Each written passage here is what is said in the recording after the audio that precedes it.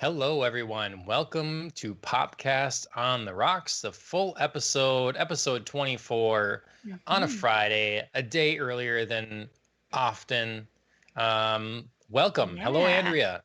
Hi, how are you, John? Good. It's earlier too, so we have the benefit of daylight. I I know. can we can be blown out on the sides of our faces and stuff.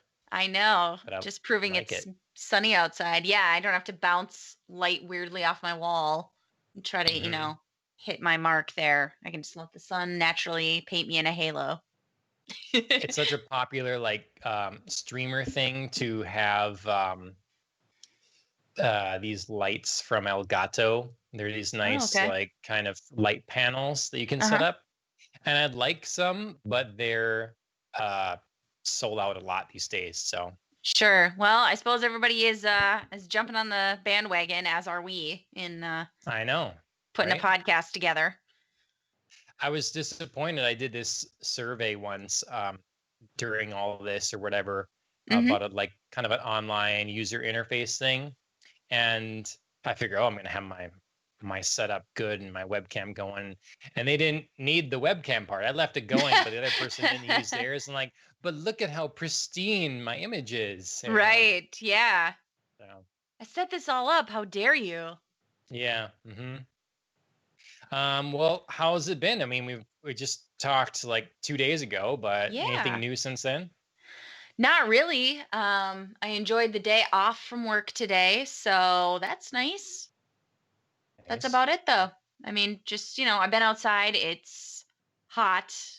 It's horrible. hmm But it's very Minnesota, like blazing Yeah. sunshine, like humid air, very sticky, like awesome classic Minnesota summertime. So, I feel like more people need to understand that Minnesota isn't Hoth all year round.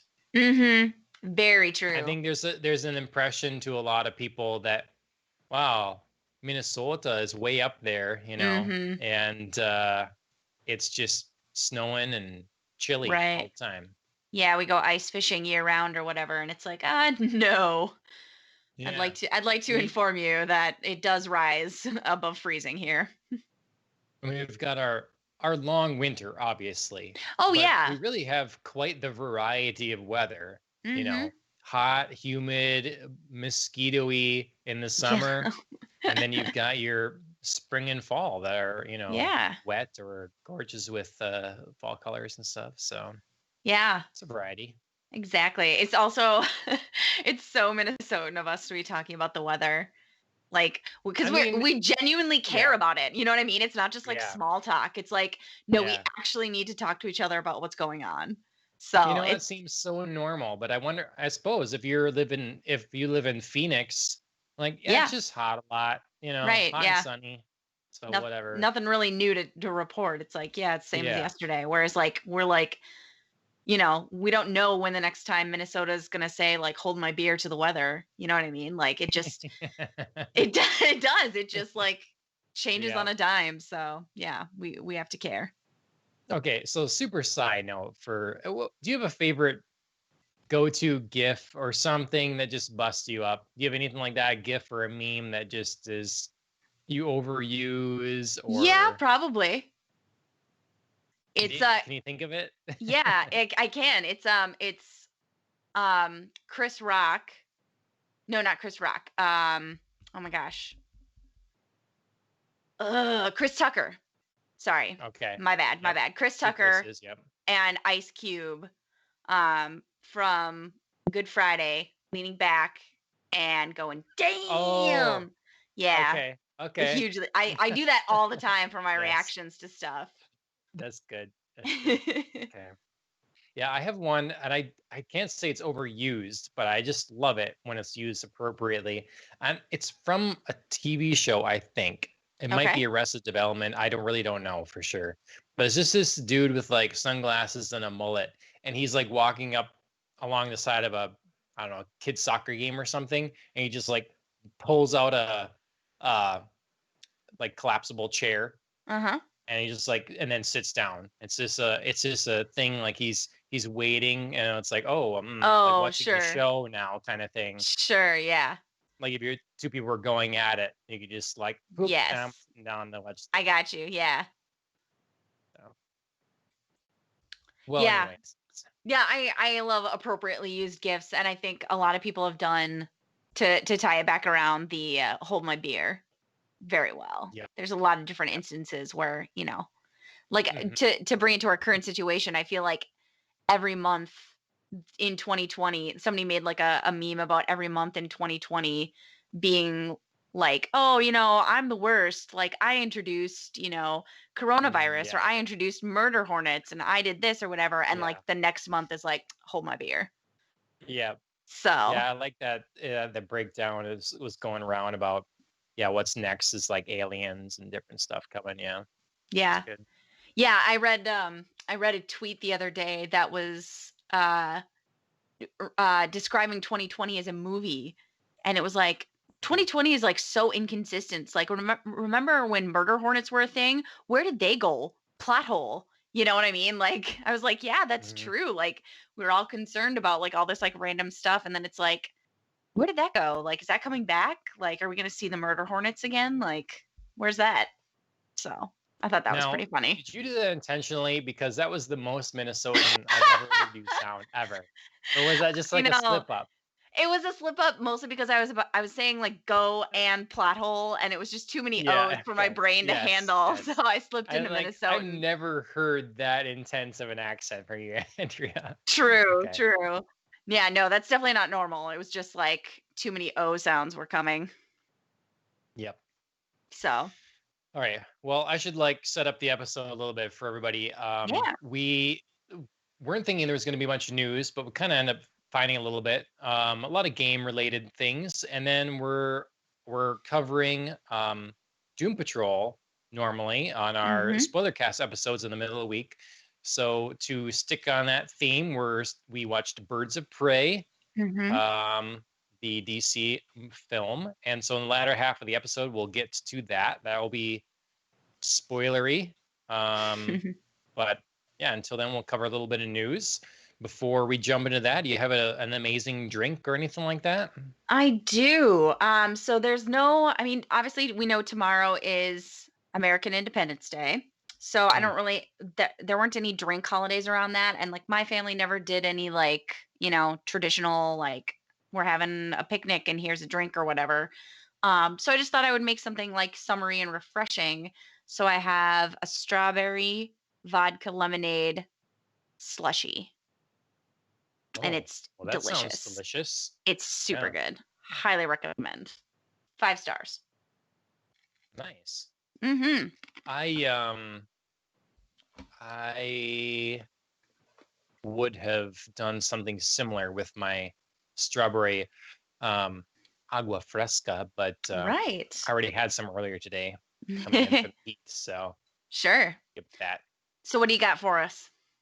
I've just got another cider again, the Freewheeler from Sociable Cider Works. I had one Mhm. left, so thought I'd get into that. It's good and refreshing. Good So stuff. yeah.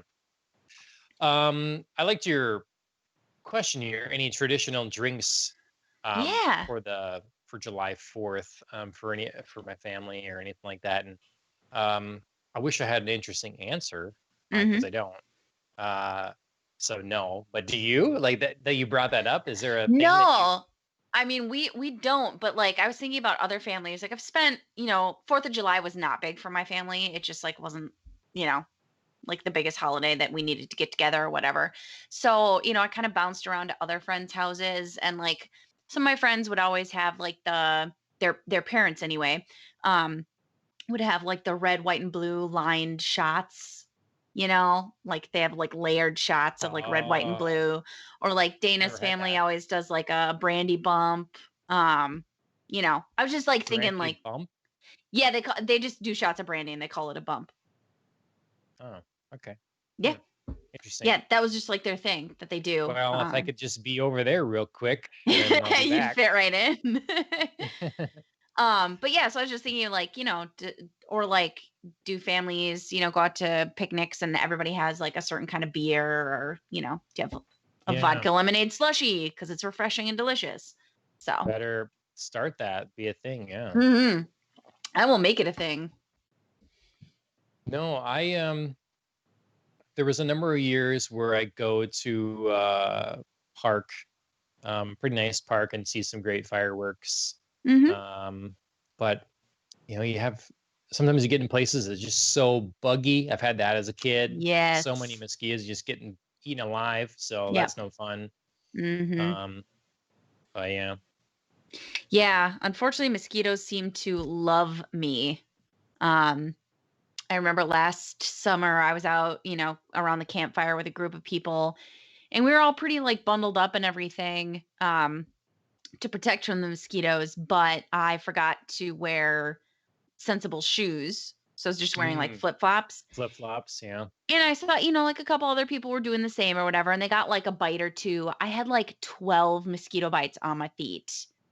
It was Yeah. insane. And like I spent the next couple days, no joke, in like actual agony because they were so Ugh. itchy and just like Mhm. concentrated on my feet that I just like, oh, it Yep. was horrible.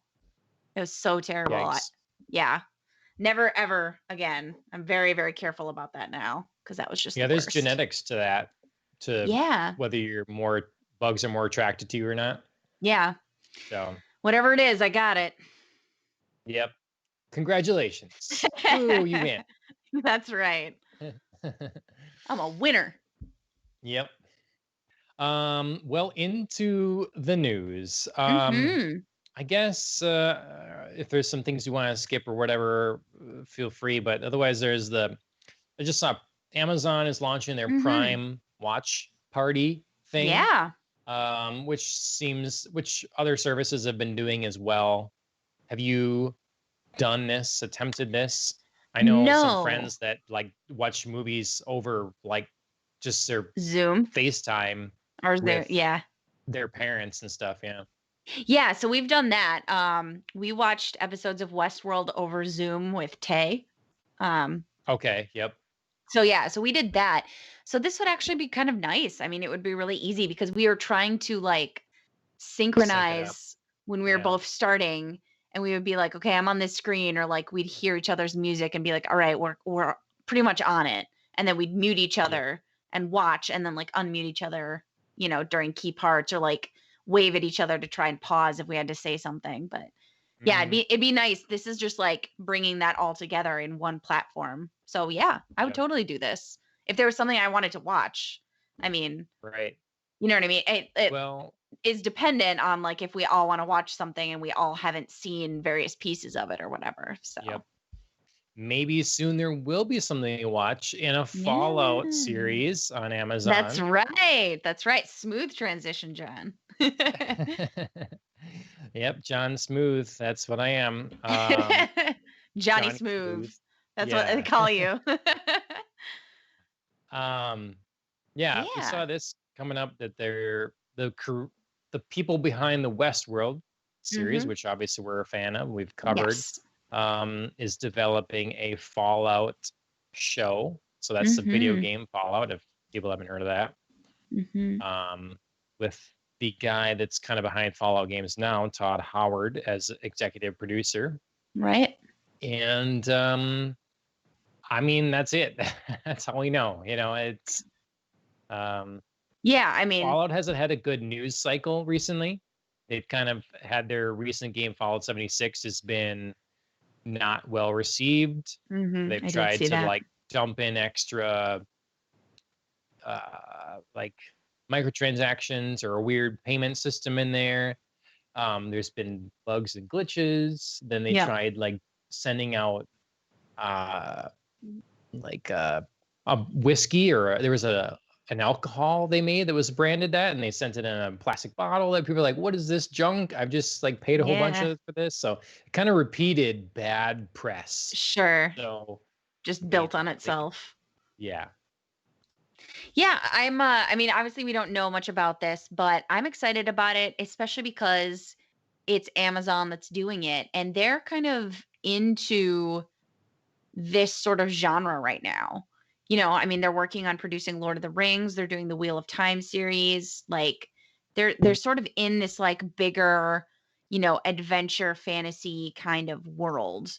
I know, Fallout isn't exactly like fantasy, but you know what I mean? Like they're Yeah. bringing sort of like traditional, sort of geekier cultural things to life. They're definitely trying to find that Game of Thrones, Westworld, Yeah. some sort of sci-fi fantasy epic that they can bring to screen and like really hit have a home run with, for Right. sure. Well, they've got some big names. I mean, they're not just going Mhm. after little stuff. I mean, like I said, with what I just mentioned, like they're bringing in some heavy hitters, and if they do it well, they've got some Mhm. real potential.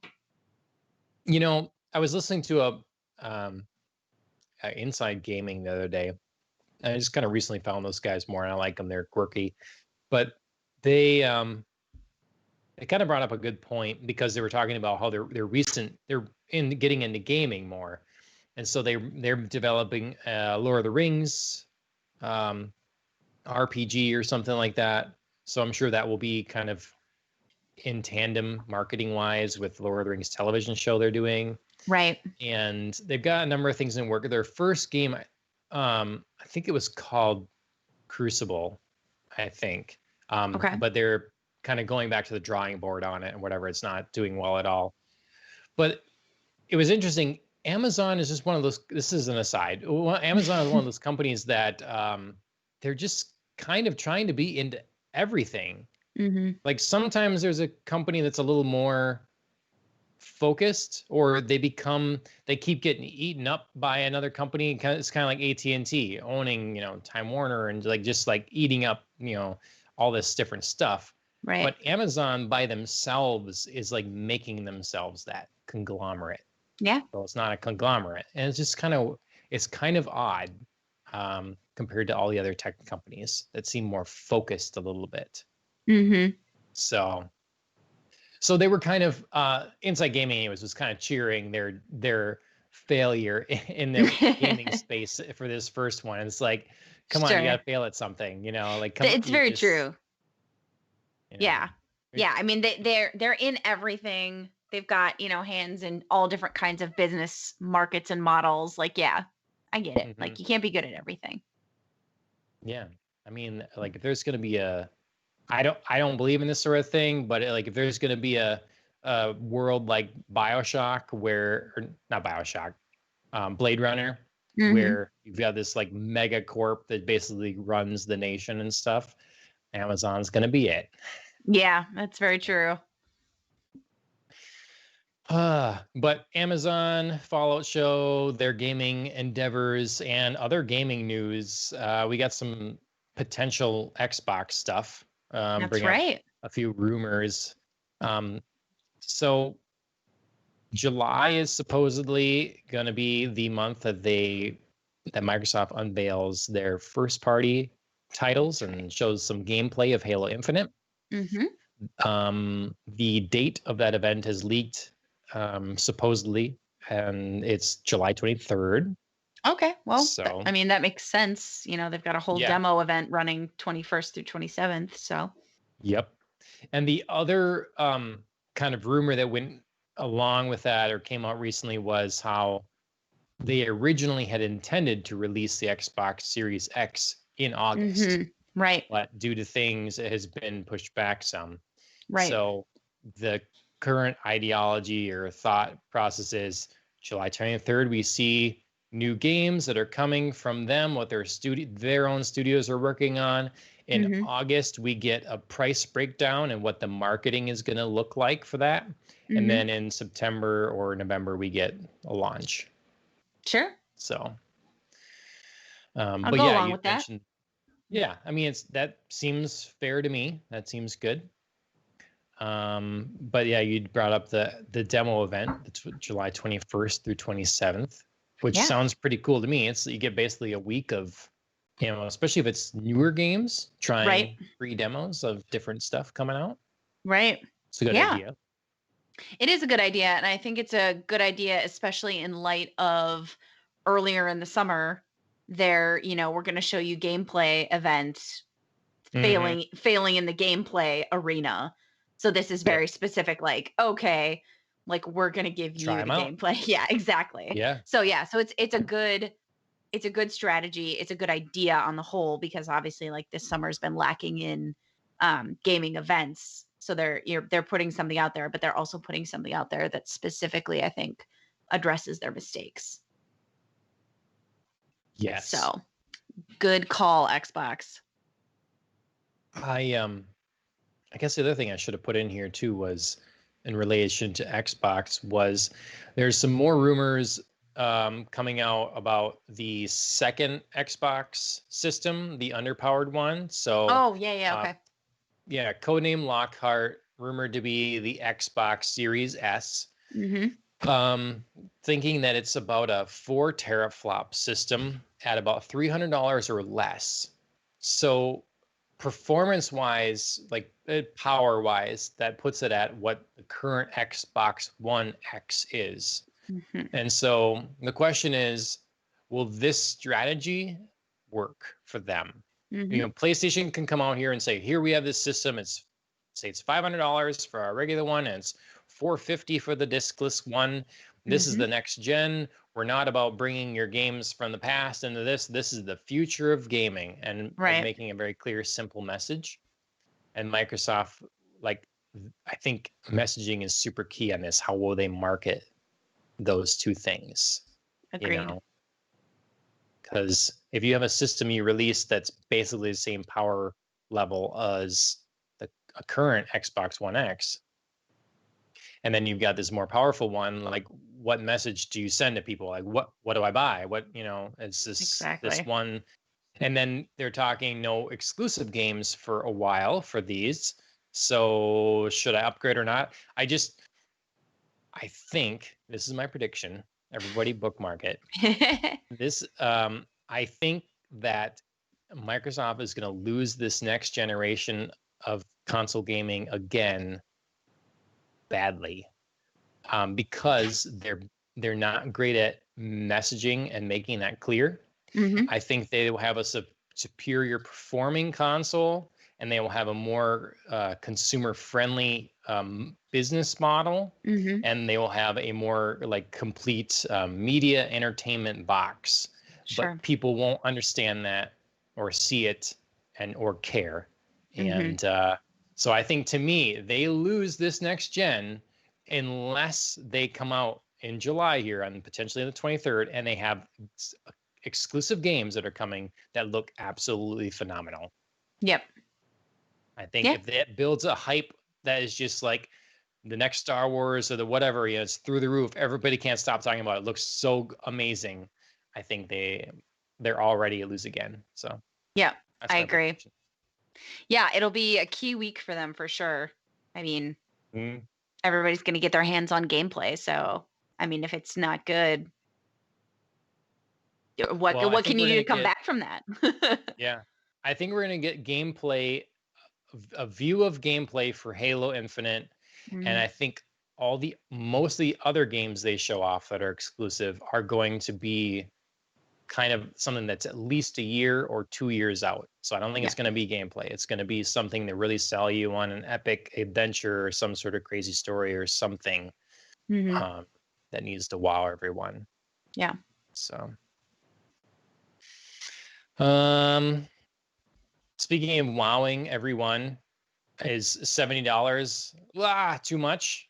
$70 Yes. for a video game? It Yes. is. Well, especially for that video game for me. Oh, okay. Yes, it came out specifically in Yeah. NBA Yep. 2K21. Is going to be $70, and other publishers are looking into using Yes. $70 as their base price as well. Yes. Um, So yeah, obviously the specific game itself for me would not be worth $70, but it wouldn't be worth $60. So that's, really no, never yeah. mind as far as I'm concerned. But yeah, I Yep. mean, I wanna my automatic thought is to say no, but I get that this year is different.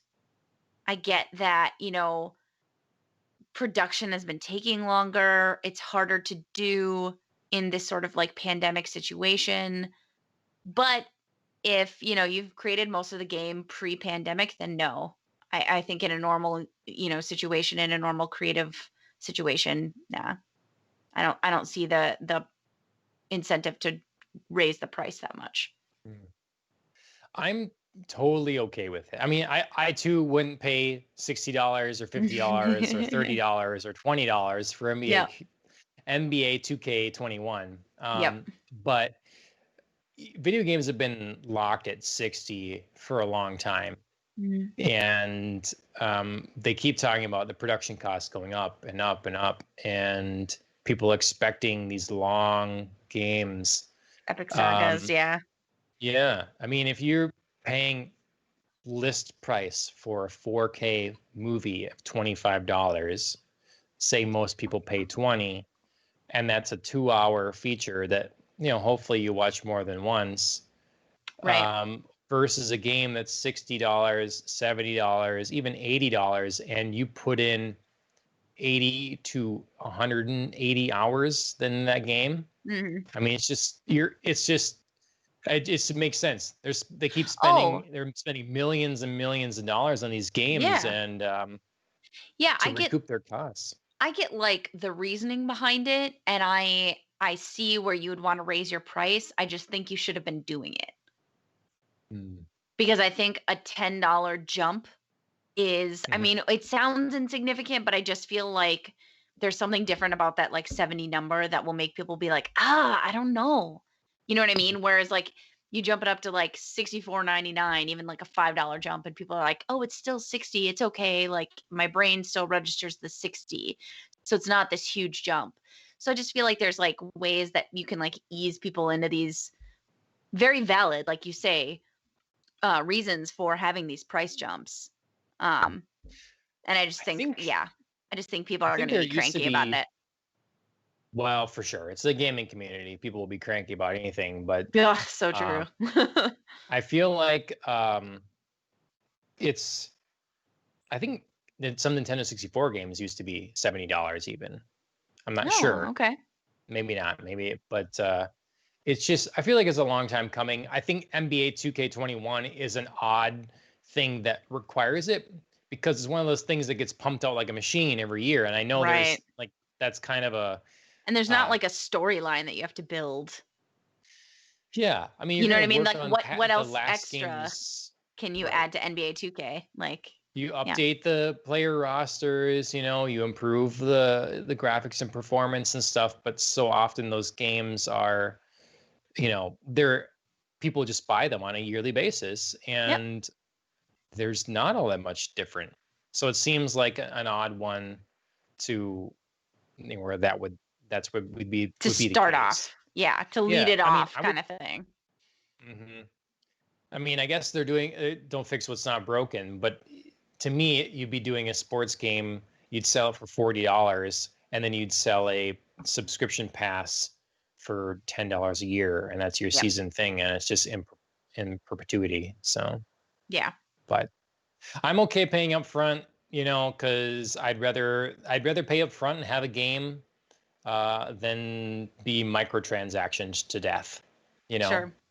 trying to piecemeal this experience or like pay to win or anything like that. So, Yeah, yeah, I wouldn't want anything like that either. I'd rather have my whole price be up front. But like I said, I think it's understandable, but probably should have been a little less and been done earlier. mhm. Alan brings up that 2K games usually have that, like the microtransactions as well. So yeah, Hmm. take That would take be terribly $70 from annoying. me, and then have on top of that, it's frustrating. I am all in favor of paying people for what they have and what they're offering, but like just be upfront with me, don't Exactly. make me Yeah. so. Um, yeah, I guess one other. This has been Xbox forward, and I feel like if there was someone watching these things, they'd be like, "Boy, that John guy, he only talks about Xbox ever. What's his problem? He's super biased." So I'll bring up a PlayStation thing. All right. Last of Us, Part Mm-hmm. Two, did phenomenally in its Really first, did. I think, week of sales. Mm-hmm. Um, and then it dropped off like 80% in the next week. Mm-hmm. Now, I didn't bother to look up. I don't know if that's particularly normal or whatever, but at first glance, anyways, some of the bad stories coming out about it didn't seem to affect it. It sold very well to begin with. So that's that. I'm looking forward to more reviews now. The more people will have played it and finished it and all that kind of thing. Right. Yeah, So that's kind of what, I wondered if there was like an immediate like, well, it's Last of Us and I'm just going to ignore the negative stories and just like take a shot at it, and then it was like, shoot, I played some of it, don't get it. You know what I sure. mean? Like I don't know how traditional, like you said, an 80% drop is, Hmm. but that could be, if it's not normal, it could be a little bit of a cautionary tale if you want to Hmm. play Last of Us 2 or are thinking about getting it. It's like maybe look up anybody who's been able to post what they thought of the game and see, you know, if it's generally positive reviews, then maybe it's just, a fluke, or, could be a word of mouth, don't play this anymore. Hmm. Yep. So, We've talked about this kind of thing before. You've posed the question of, do reviews matter in relation mhm, to movies and all yeah, that stuff? And it's just fascinating to me because anything I'm doing is just guessing, but it would be interesting to see more studies on how people um, buy games, what influences them to buy games, that kind of thing. Because it's stuff like in the gaming community, in terms of professional gaming journalists and stuff, you don't normally they don't talk a lot about Call of Duty. They don't talk a lot mhm, about League of Legends. A lot of times those things aren't on the radar, but those things are money machines. Um, absolutely, Tons of people care about those things, and so I wonder. There's a big uproar and leaks and stuff on for Last of Us Part Two, yeah. and did do most people probably just were completely unaware that that was a thing at all. Yep. you know they're just um I liked the first Last of Us. I saw an ad on TV that says the second one's coming out. I'm getting that one. Yep. And not looking at critic reviews, not looking at audience reviews, Right. not seeing what the leaks are and whatever. And it's so easy to get like involved when you're paying attention to this stuff. I just think Right. probably most people don't at all. Yeah. So I don't know. Yeah. I think that's pretty fair, especially because gaming reviews, they're not quite like movie or TV reviews. They're not quite as easily accessible. It's a small gap, but I think a significant, like, it's a significant one that they just don't have like the reach. You know what I mean? Hmm. Like it's very easy Yep. to ignore if you aren't looking for. Yep. Well, and people, the gaming industry makes way more money than movies and Yeah. music, their industry. But when people think that, they think, oh yeah, Last of Us and Call of Duty and Red Yeah. Dead Redemption and that kind of Yeah. thing. But Absolutely. no, it's Candy Crush. It's Clash of Clans. Yep. It's like, of course it's all of it, but Yes.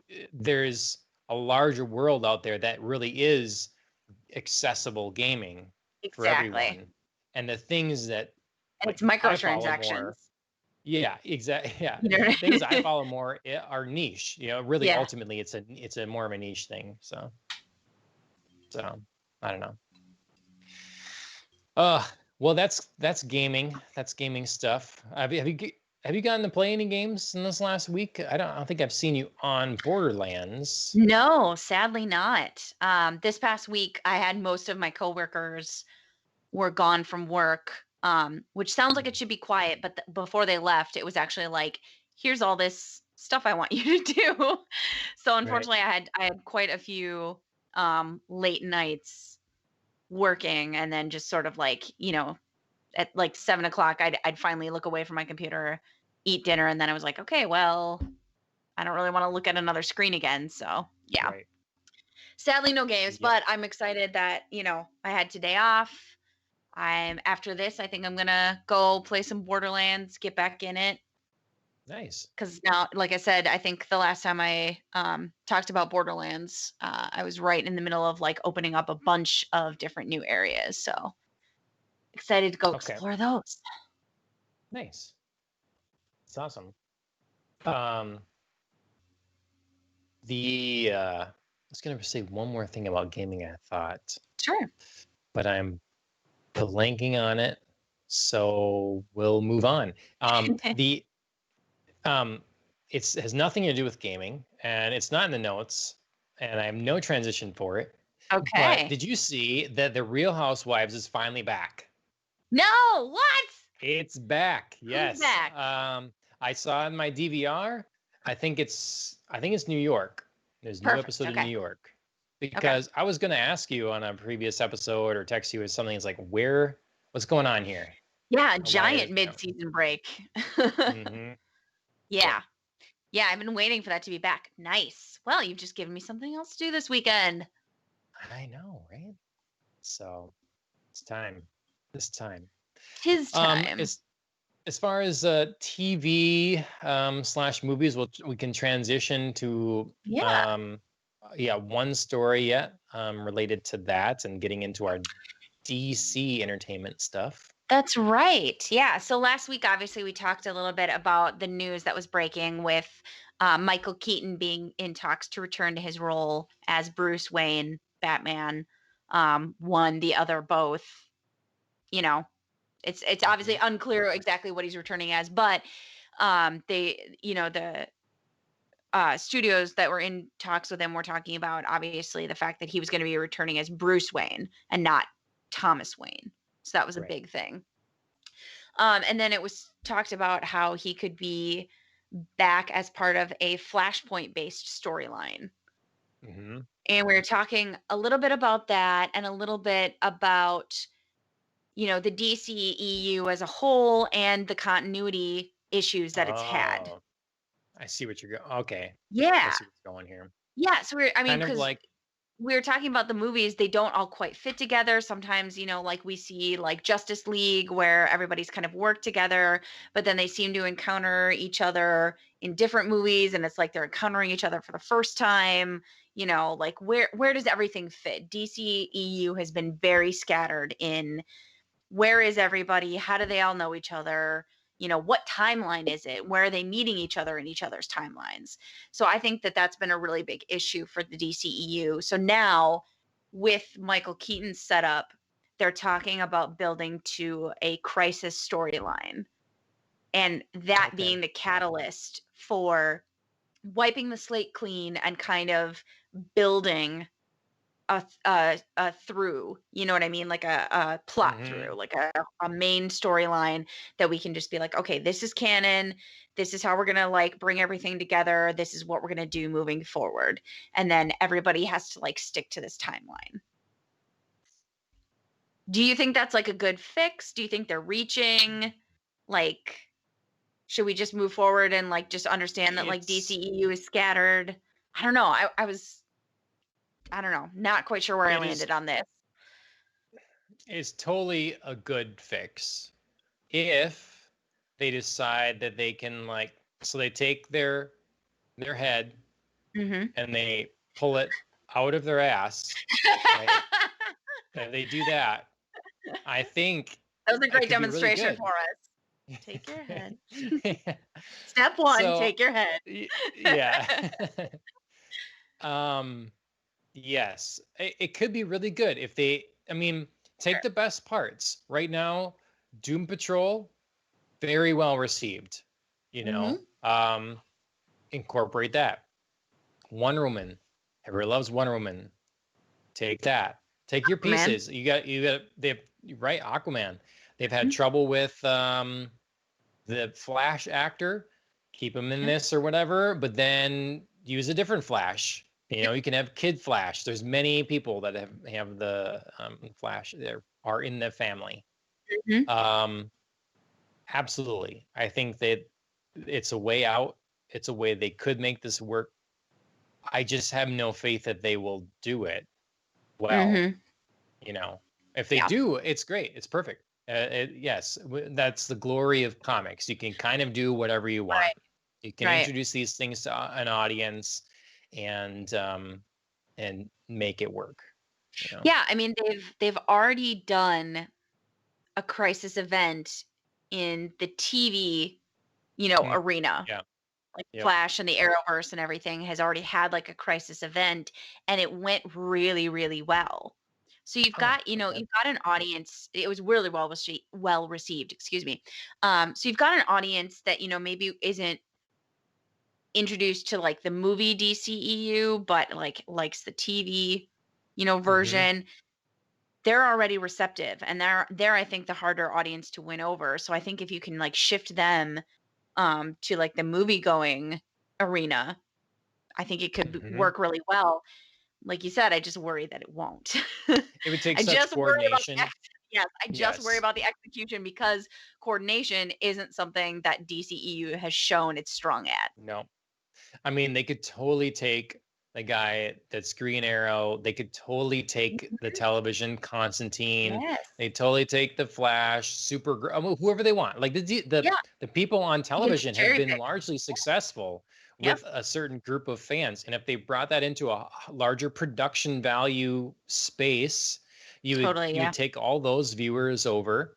And yeah, I mean, you could mix and match however you want, and it could be a real thing. But before they jump on this, before they're like, yeah, let's do this, and then just start planning things out as we go, Mhm. set a structure, give Yes, yourself a decade.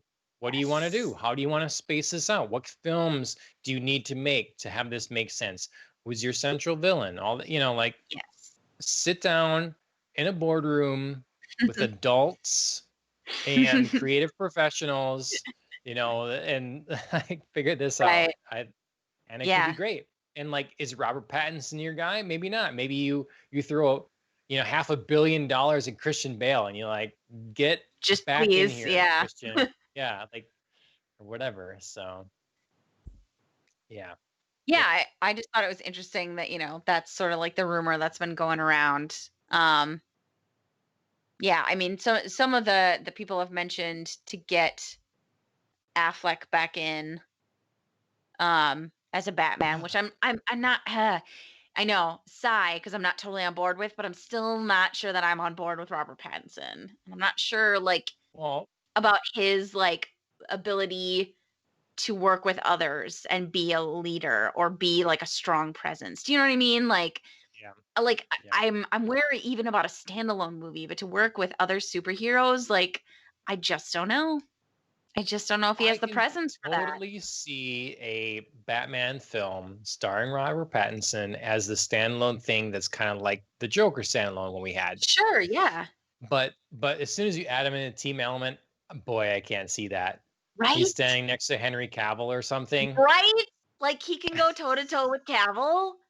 Well, Like firstly, no, which is a whole fallacy of the DC universe to I'm not begin with. even But well, I'm not even talking about like actual physical prowess, like going toe to toe. I mean like presence. I mean like gravitas. I mean, you know what I mean? Like just everything. He looks less mature. Like I don't think he exudes the kind of like, you know, I I don't know, think, sense of okay, you himself. need to watch The Lighthouse. You need to watch The Lighthouse. But Okay. that's very different. I know, but I'm just saying, I do think that Robert Pattinson can carry a film. I don't I do think think so. I'm not saying I don't think he can carry a film. I just think like these presences don't match. Do you know what I mean? Like Yeah. Robert Pattinson, It, I think has a strong like indie presence. Like I think he yes. carries scenes and it works, but I don't think he has a superhero presence. And I think like Well, that becomes obvious when you put him up against Cavill. Like I don't see Cavill like, doing something like The Lighthouse and pulling it off. hmm, Do you know it what I would mean? Like, be, I mean, I there's think he definitely a can do different, different things. I just don't see him yeah, carrying specifically like The yeah. Lighthouse.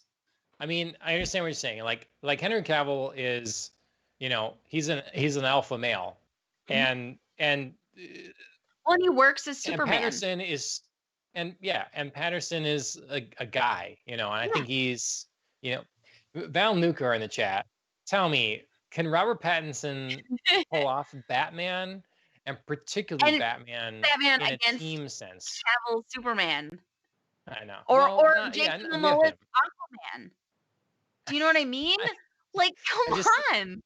it's but see it that's a physicality thing, really, It ultimately, you it know. is, but also I love Jason. Like, I think he works physically for Aquaman, but I also love his total sense of comfort in that role. He just like, he just like is like, I'm Arthur Curry. Like, this is just what I am, and you believe him because he just believes it and he just does it. And I just feel like Robert Pattinson would be working too hard every minute of every scene to convince us that he is Batman for him to just like be Batman. Um, Alan brings up a good point actually. Um would Robert Pattinson be a better Nightwing or Tim Yes. Drake? Yes. And I mean, I Totally. would totally agree with that. Like kind of the nimble, light, Absolutely. acrobatic assassin or Yes. something like that versus Totally. like mountain of muscle beat your face into the ground kind of Yes. thing. Yes. Um, Yes. Good Val call, says Alan. they've seen him in nothing other than Twilight and H and Harry Potter. H Pity. I was like, what is H Pity? Oh, Harry yeah. Potter. Harry Potter. Yeah, I mean he's gonna be in that new Christopher Nolan film. Mhm. Um, but yeah, I totally agree with Alan. I think He just got some that makes a lot. remnants of youth. You know what I mean? Like, he doesn't necessarily, like, always remind you of a teenager, but he's just not Yes, mature yet. he's not a man. Yeah. He's not. I mean, he is He could be technically a man, he could but be a he's young not man. man. Yeah, Right. he's like you wouldn't make him be James Bond yet because Right. he's too much on the young side yet. Right. He He's can't not quite grown. convince you of that experience and that maturity. Yes. So, Mhm. yeah, so that's all I'm trying to say is, like, I just don't think, like, his presence matches all the other Yep. presences that we've already been introduced to and the presences that have been successful. You know what I mean? It'd be different if they were planning on replacing people, maybe with younger versions, but they're not, so I just don't think Yes. he fits. Yeah. If you really see like Aquaman, Superman, Wonder Woman, and then Robert Pattinson Batman, I just Yeah. yeah, definitely can't see it. So if they did this DC EU thing using Michael Keaton Mhm, to lead to a Flashpoint thing, mhm, that would make perfect sense. You could still have a great, awesome, successful early Batman mhm. film starring Robert Pattinson, where Right. he's more of a detective. It's focusing on that element of it, and then you bring in someone else Somebody, yeah. as yeah, pulling in. Yes, absolutely. So. I think it would be interesting to have us like each separately write up a little like if you were going to plan out the next 10 years of the DC Ooh, film universe, like ooh, how would you incorporate this Flashpoint event? Who would you right, have stick around and how would you right. have that like structured as far as movies? Yeah. Alright, I'm game. Present that to like yeah, I'm game. I'll try it. I'll We'll think see about how it that. goes. So, um So that's like it for news, really. But Yeah. we are sticking on DC theme. Mm, We should probably get to. I still haven't seen the Justice League movie. I should probably watch that before I really? eventually watch the Zack Snyder cut. Okay, Snyder cut. yeah. Definitely should. But we, Because I mean, yeah, it's an interesting movie and obviously an interesting story with Snyder starting and Whedon finishing. yep. Well, our audience, Val and Luke, anyone that has not seen the movie Birds of Prey, Mm, that's where we're about to get into. warning. So yeah, Spoiler, sorry. spoiler. It's kind of a spoiler casty episode after this point. Um, but anyone again, if you're into the DC environment, comic book things at all, we're covering Doom Patrol. That's Mhm. now on HBO Max. We're going through season one. We're enjoying that. Hope you enjoy the coverage Absolutely. of that. But on the same theme, we have Birds of Prey. Yeah, We watched that. You watched it just today, even. I did. Yes. Very recent, very What? fresh in my mind. Yes. What are your thoughts? Well, I Well, first your think thought. One thought. One just thought, one thought. Andrea. Oh my god. This is gonna be the longest thought. I'm just gonna like not even breathe Keep it and going. just Yep. Hmm. um first I think we should one, two, three thumbs up or thumbs down Oh, because right at the get-go. yeah, Okay. I think so. I think so. And then we should, Well, boy. like give our reasons So and it's talk only through one thumb, right? We're not doing the Roger Ebert thing, two thumbs up, two thumbs down kind of no, thing. just one thumb. We're sticking with our gladiator arena style. This is difficult. You sprung this on me. I know. But All right. I mean, I'll give you a second just while I say, we were talking originally about it, a couple episodes back where we were saying, it got a lot of hate. It was originally a good idea, I think, based off of like 2016 Suicide Squad. Harley Quinn was the clear standout in that movie. And so the DCEU was like, hey, let's, make a standalone movie with her. She's the bright spot. Let's focus on that. I think it was like a good idea. And then a lot of people, once it hit theaters, were like, no, this is not a great idea. It had a hard time at the box office. And now that it's been out a while, people are kind of coming back around to it. Like it maybe didn't quite deserve the amount of hate that it got. It was hard to, I think, compete with like the Marvel universe. They just didn't like quite set it up very well. It was a sequel to a movie that sort of like hatchet jobbed, everybody's backgrounds very briefly. So people had just had a hard time getting into it. But I'm excited that, you know, people are kind of coming around and giving it a second chance. So that Okay. may influence like how my vote goes. All right. All right, Are you ready? yeah, you count us down. All right. 3, 2, 1. So, oh, that's okay. Hey, we like it. Yeah, I mean, it is not a lot of it's 50-50 there. There's a lot of room in the middle there, but Yeah, I mean, mhm, if I could like grade it, it'd be something like a, it right. wouldn't be like a Yeah. full thumbs up, it'd be like a here, but on the whole, I enjoyed it more than I didn't. Okay. I I can sum up my issue with this movie Sure. pretty quickly. Great. Go for it. Like the biggest thing, it should not be called Birds of Birds of Prey. Prey. Absolutely. The title of the film is the biggest Misnomer. issue with this film. It is Mhm. definitely Harley Quinn, and I don't understand. Harley Quinn has more name recognition in today's pop culture landscape than Birds of Prey do. No one knows what Birds of Prey is in the mainstream. So Yeah. what are you gaining? You Yeah. probably lost audience because you didn't just call it Harley Quinn. Right. Which I mean, it should be both in the sense of like it's her story, it's her movie, and again, she's the best thing in it, in my opinion. Like Margot Okay. Robbie's performance is just like awesome. She is Yep. nailing Harley Quinn. And Yep. she's clearly had so much fun with it. She, Yep.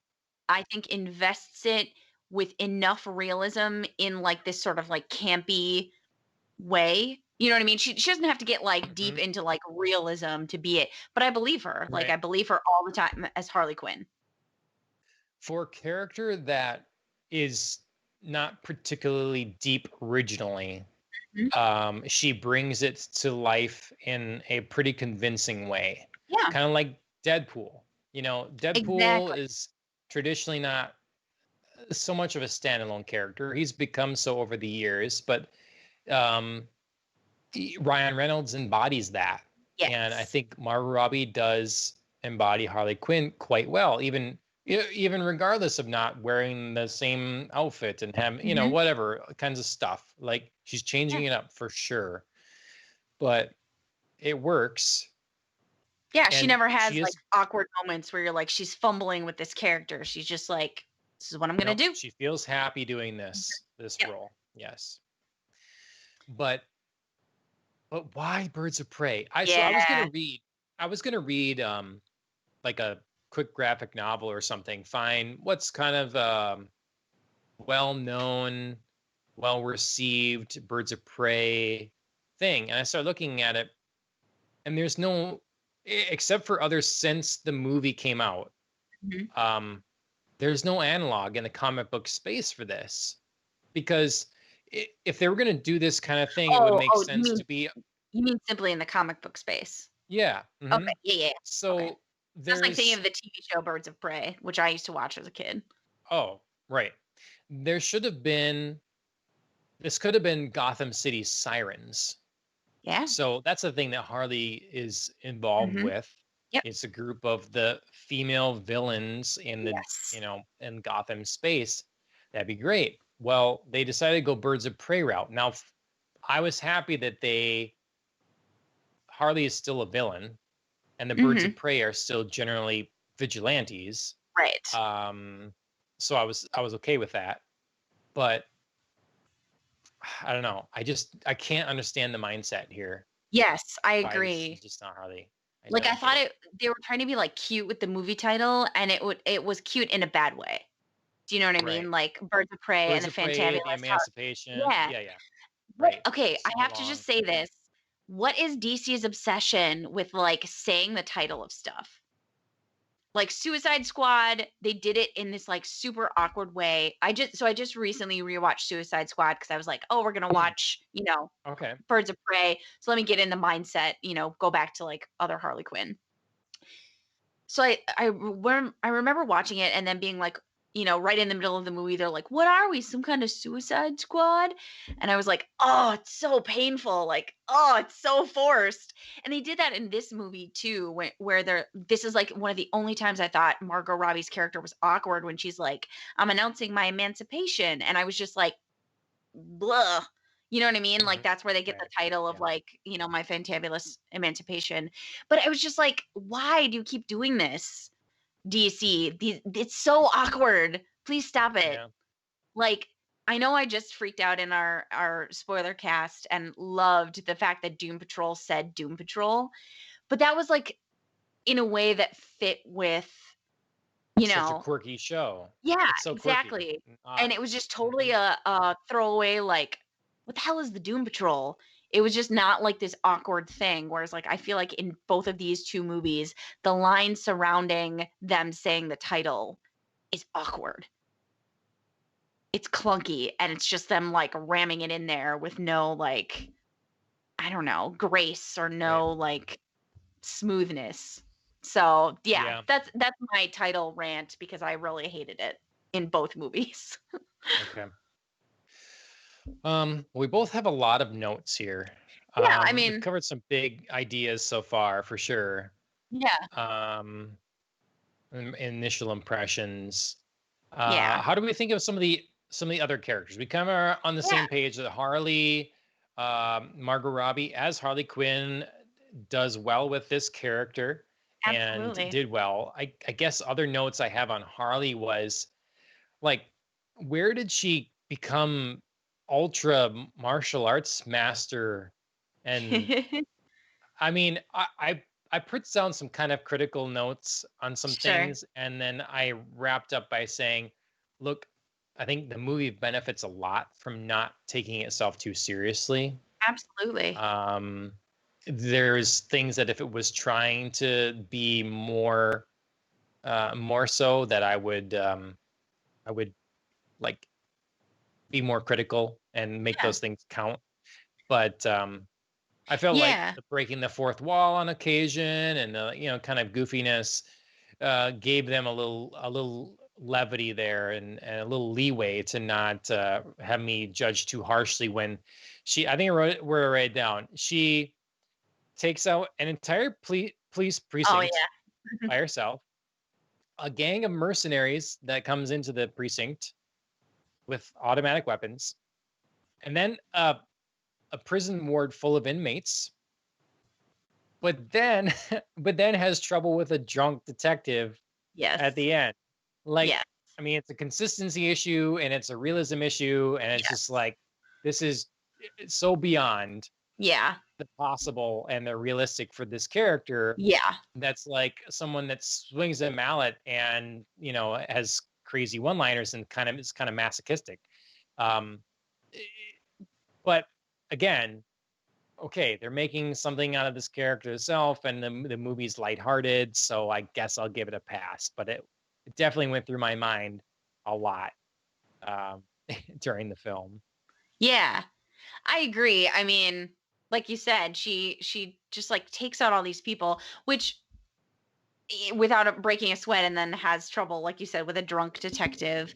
The thing actually that I was sort of taking from that was like when she's in the prison and like every single prisoner who's set free starts coming after her. I'm like, really? Every single person has a beef with her? Yeah, Like, right. I Yeah, thought they made too much of that. Like that was an issue both for me. I was like, criminals, how Yeah, many people has she met and wronged? Like it's literally not yeah, possible that every single guy just happens to be like, rather than just like get the F out of here and have my freedom, I need to just like spend a few moments fighting Harley Quinn. yes, I So agree. I was a little annoyed with like every single person, you know. You know, when Wonder Woman takes down a room full of Nazis or something, I'm like, yes, you get it. Like I'm convinced you're just like wrecking these guys. You're Yeah. ripping their anus out. You're just like Yeah. you're on it.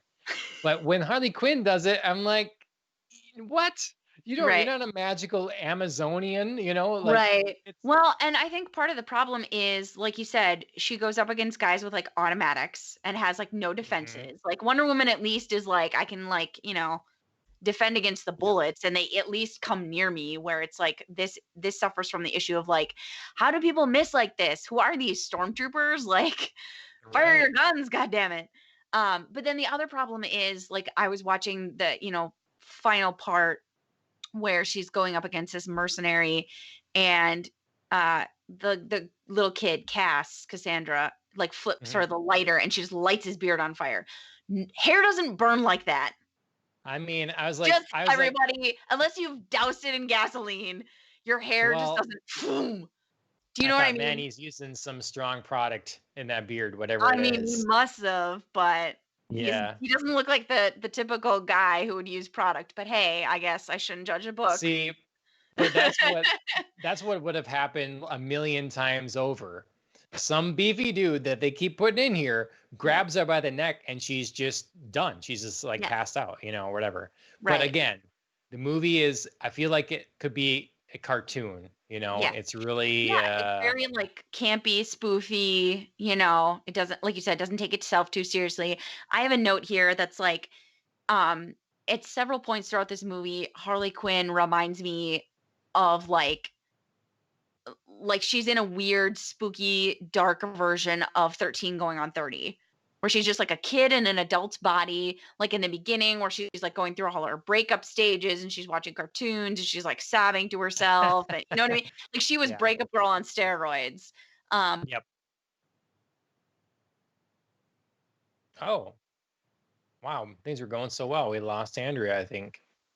She froze in a very shouting at someone to the side kind of view. Alan, I assume you see that as well. Um, well, I'm sure we'll get it back in just a second. But Alan had brought up a good point actually about Cassandra Cain, which I wasn't familiar with necessarily. I think you said what, Black, well, see, Black Cat is Marvel though. Black Bat. Okay. All right. Okay. Um, or Batgirl. So that's interesting. It's an interesting setup because there's a child in the film that Harley kind of takes under her wing, and if they're making her a potential setup for a Batgirl, that's a pretty cool idea. But I don't know how that background really is. Oh God, let's move like this. I don't know what's happening now, but you can be really close up on me for the moment. Andrea is probably trying to get back in. Anyways, I'll give a few other thoughts while we're getting her back, and I'm just like super close up. I won't move on too much so we don't leave Andrea out of this discussion. But Um, let's see where we leaving at Harley yet. So I just thought, and this is again, the movie is silly. And I won't even bring it up. That's political. I won't bring it up. Never mind. Um, let's see. Harley was all in all, in summation, very good in this film. I would definitely agree with that.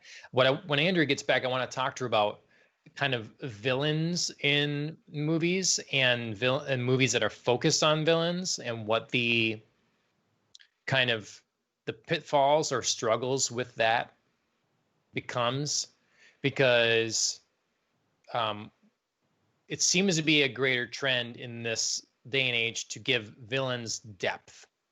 It used to be, okay, you've got twirly mustache guy that's trying to run the world, take over the world or whatever, and then all of a sudden people decided they wanted to understand why their villains are doing what they're doing. And it's gotten to the point where you have a lot of television shows sometimes where it's something like Breaking Bad. There aren't a lot of good people in Breaking Bad. There's the family or whatever, but your main focus is people that are pretty terrible, really. And that keeps expanding. And so we have here now another movie that is focused on a villain. Oh, Andrew's back. Hey. My face was very large for a minute, and I was kind of to the side. So, I know that. I've done that before in our technical difficulties. I basically tried to wrap up Harley, and I almost went to someplace political, and I didn't. I resisted. Ooh. And I just brought up my question before about the pitfalls of having a movie led by a villain, and our trend towards making people kind of sympathize with, understand more, and what are the issues. I think I was happy with how they kept Harley Quinn not a good person. You can sympathize, but ultimately she's still a criminal and she's going to lead a life of crime.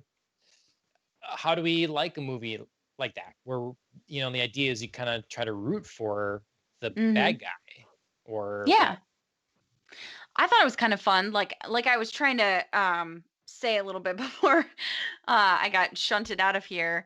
Harley Quinn was a very sympathetic character. She was a lot of fun. You could tell she was kind of searching for some normalcy, some companionship.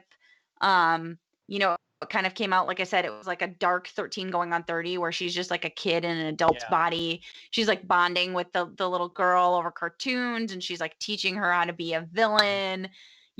She's like, this is what you should do. And she, at the end, with the other birds of prey, she's like, we should have a sleepover and pizza. And then at the end, they're kind of having their like margaritas and tacos moment. Yeah. And she's just like she just clearly just wants to like be with people and just like have a group of girlfriends or whatever. Yeah. So it was a very like I said, kind of dark 13 going on 30. But it was fun. It was fun to like root for her to like be her own person. It was fun to root for her to like break away from Mr. J. And I mean, it's a perfect moment where she just like ends up doing something good that also benefits her. And then at the end, she's like kind of, screws over the birds of prey a little, but not terribly much. I mean, she screws them over in the fact that she sells the diamond, but it's like, well, Huntress gets her codes for the diamond and you know what I mean? Like gets her money. So it's not like total, just like, middle finger. So it was fun. She's a good villain, I think, because she's unpredictable. And so you sort of see the way that she could work with the good guys, especially if she's like, on a break from Mr. J. Yeah. Because she does try to like build at several points in the comics, she tries to build a separate life from the Joker. And, with varying degrees of success. And I think several other things also work in the sense of like when we saw in Suicide Squad, Enchantress is trying to get in Harley Quinn's mind and she shows her this like really normal version of her life. And she's like, that's what you want. Mhm. even though Harley Quinn like professes to not want normalcy, she does. So I think, sometimes there are moments when she like finds herself being drawn to, things that wouldn't be typical for a villain, Yep. which are more normal, like Yeah. companionship, like normalcy, like, having a sleepover with your girlfriend, or like gossiping over margaritas or whatever. So it works. Yep. Right. Yeah. I think it's I was thinking it's interesting, and do we lose some of the sway that villains can have over, or the effectiveness that they can have when, like, there's a made for young kids DC show that Hmm. has Harley Quinn and Poison Ivy and Yeah. I forget her name, but a bunch of like villains slash superheroes involved, all like high school friends or something like that. And Yeah. that's fun or whatever, but does it take away something from the the villainhood, or is it we just can have fun with it, it doesn't really matter? I think it kind of does. Um, and there is something to be said from, this movie taking away from Harley Quinn's villainhood. Mhm. Um, but again, in the comics, when Harley's away from the Joker, she just tends to be not as much of a villain. So Right. again, Mhm. this sort of works because it's this scenario. Yep. Right. Yeah, I complain sometimes about, Harley becoming less villainous and that kind of thing, and being shown to kids in a positive manner or whatever. Hmm. This person that's, clearly had such a terrible abusive relationship and all this like not healthy stuff or whatever. Yeah. But at the same time, you look at X-Men and Sabretooth, Sabretooth, yeah. Cyberpunk's on the mind, I guess. Sabretooth is a bad dude. He is. I just read a comic recently, an older one, and he's. I mean, he's just out to kill people. And in later, not all that long ago, maybe 5 years ago, maybe 10 years ago, Sabretooth was part of the X-Men. Like they do this all Hmm. the time. Magneto's the villain. He's awful, but then it's been years since they've made Magneto more understanding and like work together with Charles Xavier and all this stuff. Yeah. So they do it all the time because Hmm. I think the authors are interested in these characters and they want to have sympathy for them and then show that they can reform themselves or whatever. So, Yeah. Yeah, I think it makes it all the more impactful and all the more tragic when they make the choice that you're like, "Oh, I wish you wouldn't have made that. I see where you mhm, went, but no, it's wrong." But it's harder to say it's wrong. Rather, we just like to say then, "Oh, like, it's not the choice I would have made." But yeah, it's so just like heartbreaking then when they do it because you're like, "But you were right. almost there." So, Okay. So other roles, other yes. people in this film. What do we I think of other people? I definitely want to talk about this movie's villain, Black Mask, Great. because Okay. so it was Ewan McGregor. When I first saw him show up, I was like, Ewan McGregor, what the fuck are you doing in this movie? Like, hey, dude, super random. But I didn't understand, of course, who he was going to be. So I just thought he was like some random club owner guy that was going to be in like one frame of the film. And I was just like, Mhm. really? So I'm glad that, he ended up being more. But I have to say, so I read that Sam Rockwell was initially supposed to be Black Mask, and they Interesting. and they Okay. totally like sort of built like the role around him, and that he was like their idea, and like his sort of style and presence was imbued Yep. into the Hmm. role, and then he dropped out last minute, and then Ewan McGregor came in. Okay. And Interesting. honestly, like I totally get it because I was looking at Ewan McGregor's performance and I was like, I'm not sure like I understand the choices here, but it was like Ewan Sure. McGregor was doing his best Sam Rockwell impression. Okay. Seriously. Like I I was mean, talking about that little like foot, dance when he was like coming out of the warehouse where the Kios were being about to be face peeled. Like it was totally Sam Rockwell and Charlie's Angels when he does that little like hop skip and he's about to kill the angels. Like it's totally Sam Rockwell. So I had a really hard time like seeing all of that and just feeling like the beginning of the movie was not Ewan McGregor. However, once Black Mask got a little more intense, when he was gonna, have Zaz peel Harley's face off, and he's just like sitting there with a bowl of popcorn. From that moment on, I was like totally bought into Ewan McGregor. But for me, he had a really rough start. Okay, interesting. I see how that role could have been tailored for Sam Rockwell, but I was totally into Ewan's performance. Okay. I was like, I put in my notes. I feel kind of bad that this villain and his performance got wasted on a silly film. Mm-hmm. Again, when I talk about a film that is, breaking the fourth wall and just a lot of fun, I feel like Black Mask could be a villain that is really, really imposing or threatening, and could even be the centerpiece to a trilogy or something. Like, Yes. kind of instead of doing a modern day, Penguin is the mob boss or something like that, they could be doing Black Mask. And Yeah. I would have loved to see that, if it was a Christopher Nolan-esque or a Tim Burton-esque almost, and had this role, I would have really liked that. But given this is where we get Black Mask and this is what we're gonna have, and this where he's stuck, I liked it a lot. It was he was appropriate amount of like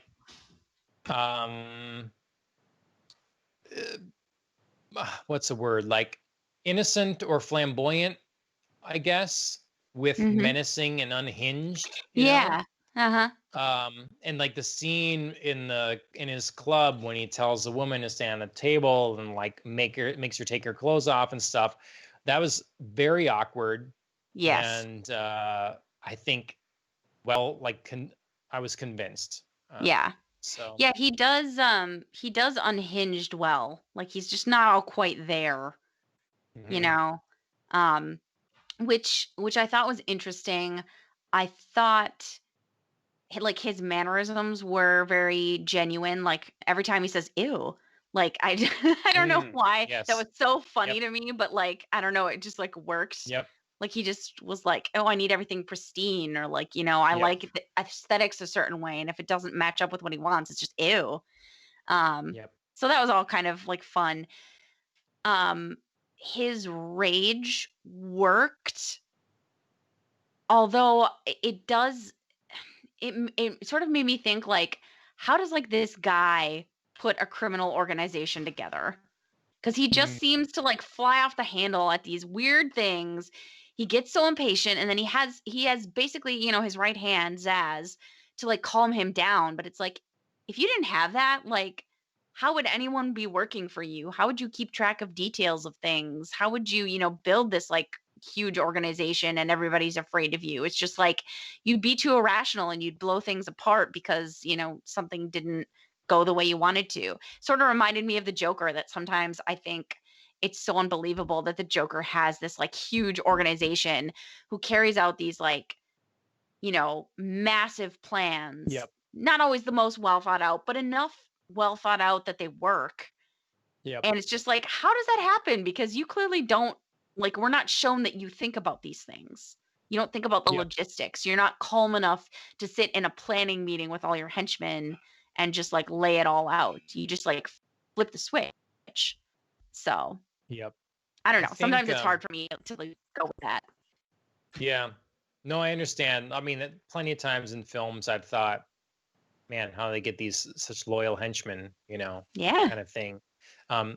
It's something where you expect the Godfather, Marlon Brando, like you see the weight and like you say the gravitas, and like, okay, this guy was gonna garner followers, and he's got his family and he has respect, kind of thing.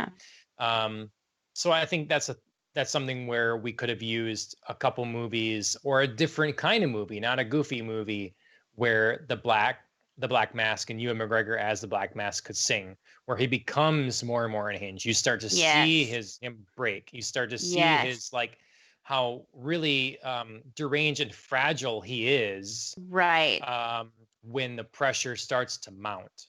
And it's tough to Right. do in one film that's a lot of silly. Yes. Um, so that's kind of like ties into what I say. Well, like, it's too bad that this villain was wasted Mhm. here. Yeah. Um, Yeah, it's because I the I thought Joker. personally was like Zaz was more frightening than the Black Mask for the majority of the Mm, movie. interesting. Okay, You know what I mean? Because he was just like, sure. "I'm just gonna do it. Like, I'm calm, Yeah. I'm reasoned, like, I have all this stuff and I just don't care, and I know I'm essential, so Black Mask isn't gonna kill me." So, Yep. yeah. Right. It wasn't until the very end that I thought Black Mask was, like, more dangerous. Right. Yep. I get what you're saying. Um, with like the Joker, he's always controlled his people with fear. Like Yeah. I thought they did okay in, Heath Ledger's version where he's introducing himself to the mom members and showing he doesn't have any fear of them, Yep. and how he would quickly gain people that were like had mental disorders and different people he would Oh, he would get yeah. under his belt that would kind of like they were warped and ready for the picking the way it was, Mhm. and would make him do his demented will. And I Yeah. like that kind of take. So I've understood that, but Yeah, I'm thinking more, I guess, of Jared Leto to keep it in yeah, this sort of right, universe, you know what I mean? yes, yeah, Yeah. people would, right, yeah.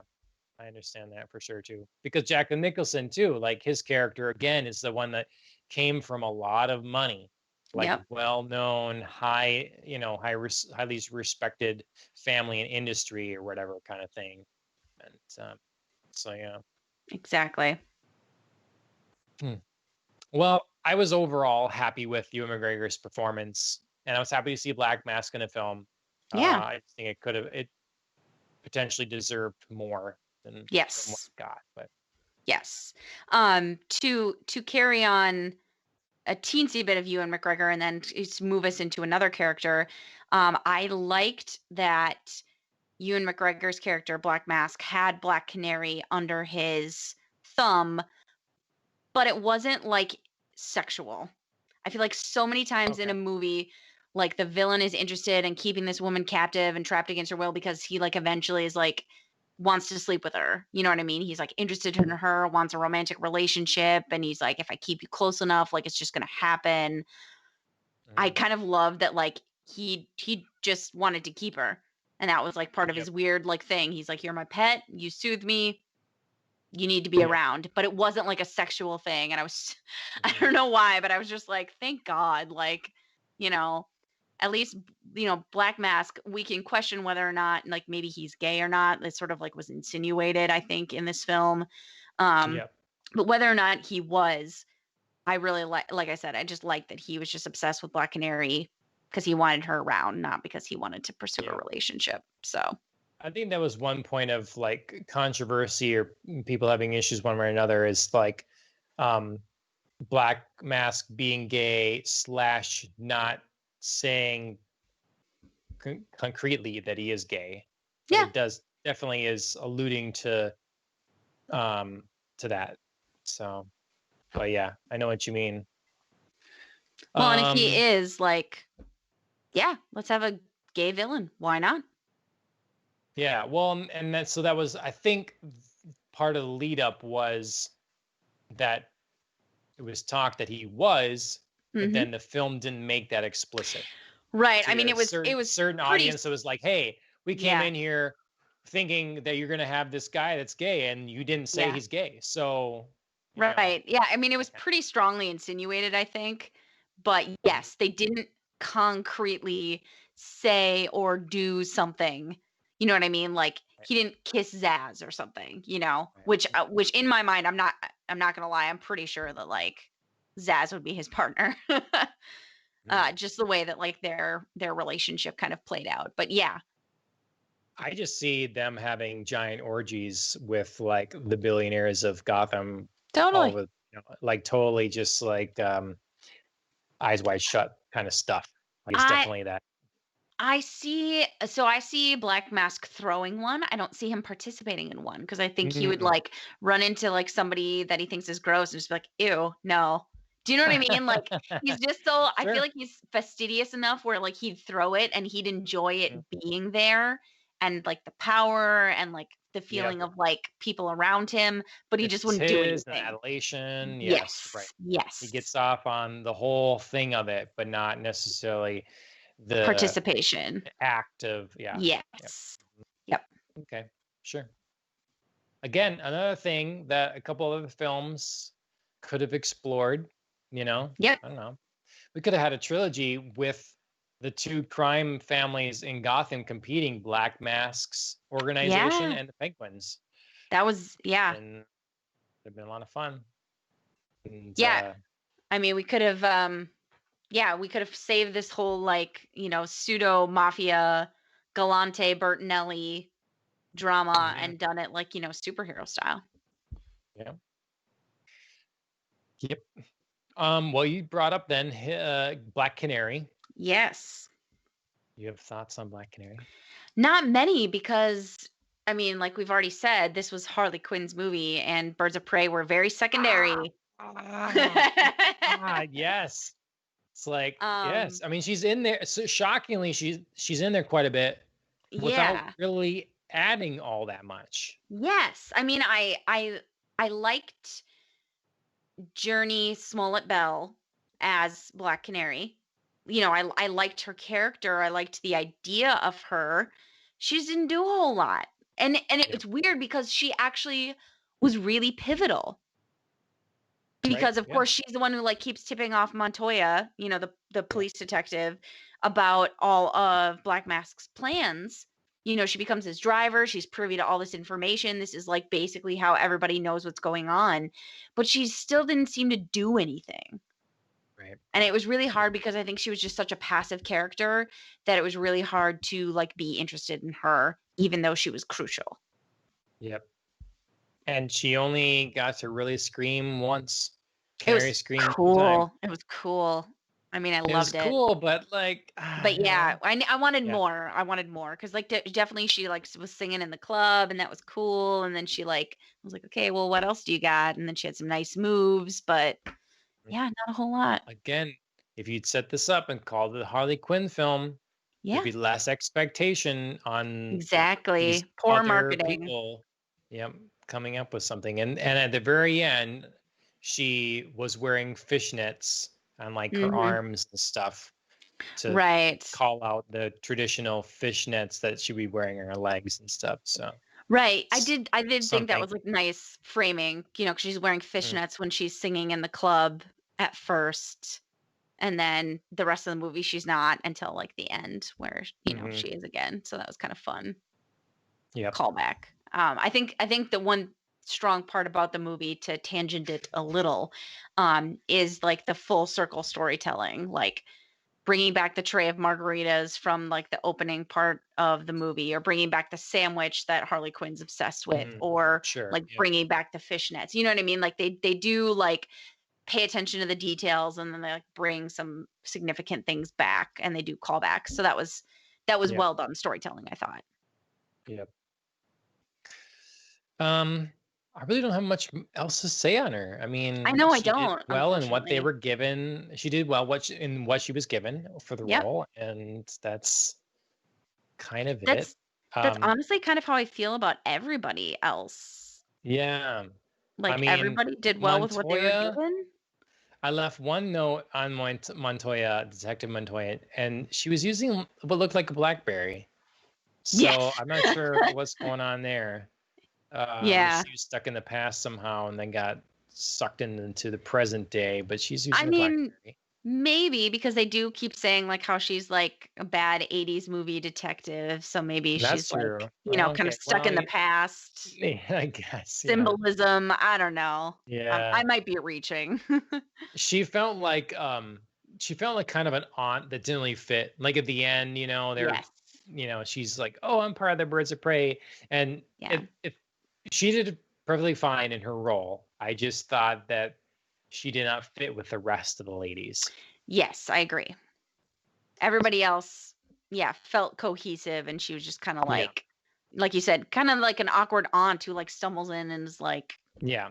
coming into your party, I girls. like, what do you guys like? Oh, we like, Yeah. whatever. Oh, me too. Yeah. Yeah. Yeah. I mean, I feel like her storyline made sense. Like she keeps trying to be a great cop, and these guys keep taking credit for her work. And so she finally is just like, I've had it. I'm doing my own thing. All of that made sense, but again, it wasn't, I don't know, it felt almost like Black Canary. It was like passive choices that just like happen in the movie, and then now she's here. So Mhm. she was again like a big part of the movie, but I just didn't care about her enough because she didn't seem active. Yep. Um, what'd you think of Huntress then? I Mary loved Elizabeth Huntress. Winstead, I think. Yes. I loved Huntress. She of the Birds of Prey, she was probably my favorite Yes. because she was just so like, I don't know how to do this. Like she's practicing, how she's gonna say dramatic things in the mirror. She's trying to convince everybody that her name is Huntress and not the crossbow killer. Like she just reminded me that of like Peter Quill trying to convince everybody to call him Star Lord. Like Yeah. it was just so like real because like nobody's just like born knowing how to say cool lines and just like hit it. And she's just like, I Speak for don't yourself. know. That's right. I'm sorry, Johnny Smooth. Yeah. But yeah, it was Yeah. just fun to just have somebody like be awkward and be like, I'm really good at fighting, but like I don't know how to deliver a cool one-liner, so let me practice. Yeah. I think again, they didn't get their deserved time Yeah. because it's a Harley Quinn movie and not Birds of Prey. But I think that she did a good job, and she's the one that makes sense to be so effective as a Totally. combatant. She makes a way Yeah. more sense Yeah. um, with their little bit of history they give on her. Mhm. So, and they do the little nod to Huntress because she's not in her, again, it's early, so she's not in her outfit at all, but she's wearing a mask, sort of Right. reminiscent of what you'd see in the comic books at the end. Yes. So that was nice. Mhm. Um, that's most of the characters. Like, what do you want to see next? Like, do you want to see a proper Birds of Prey movie with these other characters Instead continuing, of this fake Birds of or Prey movie. yeah, or is there another Harley Quinn movie that's destined to happen, or or Um, or just other thoughts that that we didn't get to yeah. yet or something? I would be excited to I'd be excited actually to see a sequel to this movie, with Okay. everybody, but, more properly done. Everybody has equal screen time, or we just like call it what it is and it's the Harley Quinn movie. Or, we call it what it is and it's the Birds of Prey movie. Like I think it'd be fun to see these actresses together again because I think that, they kind of had a fun dynamic. So I'd love to see either, I think, a sequel or just like, a movie focusing on one or the other with cameos from one or the other. Yeah. I think another Harley movie is probably not gonna happen, based on the reception from this movie. But I could see DC trying to do a Birds of Prey movie hmm Do you just think because we Mark haven't really Robbie? like we haven't seen these characters enough. So I feel like there'd be more story to do. Do you think Mark Robbie has the maturity to write a Birds of Prey film and not be in it? Hmm. Because he doesn't, Not in being my in it at books, all, no. okay, And I wouldn't want her to not be in it at all. Because like I said, I think it'd be fun. Even if she just like passes through in a scene, it would still be like a sure, fun call out. okay, Um, do a cameo, but yeah. But I don't no, I don't think so. But I mean, to be fair to Margot Robbie, she is also the biggest name in this. She's the yeah, most right now. I mean, she's the most recognizable name. but you make a good film, and people will see it. Okay, that's the problem Margot with the Robbie's. DCEU though. They don't take their I time to make know. good It's like, films. let's just put a That's name their on it. problem. So Margot Robbie sure is a name now, but Hmm. people didn't see this movie.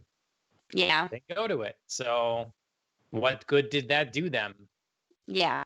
Um, I don't know if Margot Robbie is in the next Suicide Squad. I would assume so. I think so, and I think from what I remember um from some rumors that I've heard, there was going to be a section of the next Suicide Squad focusing on her relationship with Deadshot. Hmm. So Okay. I would be surprised if she wasn't in that now. You know what I mean? Like that was some early rumors I'd heard about possibilities for the next Suicide Squad storyline. Because she does in the comics. Oh God, I can't remember what it is, but she and Deadshot have a thing. Or maybe it's an old cartoon. God, now I'm mixing it up. But Okay. anyway, See, I would yeah, my point is I'd highly doubt that the next Suicide Squad would be made without her. Yeah. Hmm. Well, personally think that if they're going to continue with this and they want to keep it Birds of Prey, they need to keep her out of it. Like Hmm. then basically they used Harley Quinn to Set it um up. yeah, to introduce those characters, and now we don't have to take quite as much time to learn who they are Yep. in what would be a proper Birds of Prey film. Yep. So, but you're inevitably setting these characters, um, someone like Huntress for sure, that's in kind of a darker atmosphere and a pretty light poppy, vein Hmm. of film. Because Hmm. doing a sequel to this, but then completely shifting tone would be very weird. Yes. Yes. But I think she kind of works because she's dark, but she's awkward. You know Sure. what I mean? Yeah. She can Yeah, just that's how they played it here, right? Yeah. right, which I thought worked. Like I said, Huntress was Mhm. one of my favorite, secondary characters since we know Birds of Prey weren't main characters. Mhm. Yep. Well, anything else on this film? Like, um, do you think that, so obviously we think it didn't deserve to lose out on the money that it did Yeah. necessarily. Um, what should they have what should they have changed? What should have been different that would have made an impact? Well, Made I people mean, go see it. the title for starters. I Hmm. mean, I think that it was A, way too long, B, a misnomer, and C, didn't really give you an idea of the movie because I know it was I, I don't know. The movie was about the emancipation of Harley Quinn, but I just feel like it was much more than that, and the title sort of made it sound like this like whiny breakup, like, you Mm, know, I don't know, like just that it would be focused too much on that, and it sort of was, but it also had like an actual plot to it, and we just didn't get yeah. like any of that from the title. So I feel like that was poor choice all around. And then just like I just kind of wish that, we could have maybe seen some maybe Black Mask in the trailer or something, some sort of Right. like that would give a clue that, there's going to be something more to this than just like Harley Quinn runs around, finds some girls, beats some guys up. Like, I don't know. The trailer was too simple. It was fun. It was colorful. Yeah. And they had some sort of sneak peeks of the what I felt like was an excellent soundtrack. So that should have been like Mm, a focus as well because that was so much fun in this movie. yep. So yeah, just like showing that there was more substance, I think would have been a better idea. I think that I think that it was almost all marketing was Yeah. was the issue. Yeah. So naming it, like you say, naming Birds of Prey instead of Harley Quinn, and then they did a lot of like advertisements all around, making it look like it'd be a kind of a feminist film, Hmm. and then ultimately it really wasn't. So it was kind of like if you went to the film thinking that's what you're going to get, you're kind of disappointed And Mhm. then if you saw the marketing and you didn't really want to go to that kind of film, then you didn't go to that kind of film, Right. and you maybe would have liked it. Yeah. So I just think it was a miss all over the place On in marketing. presenting to audiences Yes. what this is, what you can Totally. expect. Yep. And I don't know. We'll see if they learn from their like lack of understand I don't know, understanding what they have. I mean, that happens Yeah. all the time. Sometimes it's less minor, or it's more minor, where you Yeah. have Mhm. just a one bad trailer. It's trying to sell a film, a drama, as some sort Mhm. of action thing to get people to go to it. Mhm. And And so then they're people misreading their go, yeah. audience. Mhm. Yeah, they're misreading their audience. They're like, here's this thing. We think you all want action things and stuff blowing up and people shooting and whatever. And so now you go to it, and then people that wanted to see that because as you told them what it was in it, Right. then you're disappointed. Right. And so here you're like, hey, here's this story of empowerment. Here's Harley Quinn, and like I don't know, I'm feeling hear me roar or whatever. And then people go to that, and it's like this is just a fun popcorn flick, Mhm. with colorful people. And I don't know, just it was a miss in that. Yeah. That's too bad. So anything else? Anything else you have on this film? I didn't Um, cover things I we don't really disagree on, or stuff that we I don't know, we I don't think so. I mean, I covered a think lot. yeah, we covered a lot, and I think we covered, kind of the main thrust of all of our thoughts about it. Yeah, like I said, just to reiterate, it's just a movie that suffers from bad marketing, but is definitely better than I think critics gave it for. Mhm. And I think audiences should either a give it a second chance, go in with different expectations and try to see if you can reset your mind, or try it for the first time because it's a lot different than it was marketed. Yep. So definitely recommend. All right. Well, I mean, we're gonna have to find something else in the DCEU to talk about as well. I don't know. I'm gonna That's have to right. keep going with something. If they would just release Wonder Woman, then we could talk about Quit freaking Wonder Woman. stalling. I know. Just do it already. Yeah. People will pay $30 to see that movie on digital. Yeah. You know, put that movie Yeah. out digitally everywhere it's available. $30. See it now. Like I was one gonna week say only. there have been so many movies that have come out digitally that I would not pay for, and obviously haven't paid for. This would actually be one that I'd be like, "Yep, done. You've sold me. Like, I will watch Yep. Wonder Woman in the comfort of my home." Will it be a little disappointing in the sense of I don't get to see it on the big screen right now? Sure. But I mean, still release it eventually on the big screen because yeah, I love superhero movies Yep. on the big screen. I do, and I'll still go see it. I swear. Yep. Frustrating. Mhm. I mean, it's there aren't a lot of movies I was looking forward to this year, but Mhm. Wonder Woman was one of them. So Absolutely. yeah. All right.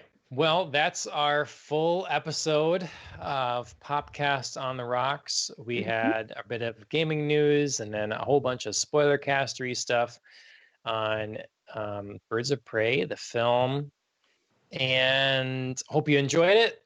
It's Independence Day weekend. Everybody go have a blast That's right. without blasting your hands off. Just have That's have key. fun. Yeah, figurative blast, I guess, or whatever, Mhm. that kind of thing.